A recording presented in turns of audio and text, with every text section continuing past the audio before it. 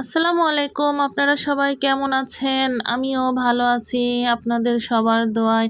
আজকে আমি নুডলস রান্না করে দেখাবো। আমরা ছোট বড় সবাই নুডলস কম বেশি খেতে পছন্দ করি। নুডলস আমরা সবাই পছন্দ করি, ছোটরা বেশি পছন্দ করে।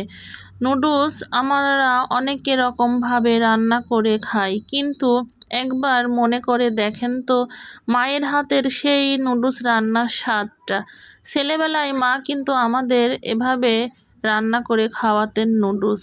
আমরা এখন আসলে এভাবে আর রান্না করে খাই না, অনেক রকম আইটেম করে খাই, কিন্তু এই নুডলস রান্নার স্বাদটাই যে সেরা সেটা আসলে আমরা ভুলে গেছি। মায়ের হাতের সেই নুডলস রান্নার স্বাদটাই ছিল নুডলসের জন্য সেরা স্বাদ। এখন আমরা ভুলেই গেছি মায়ের হাতে নুডলসের কথা।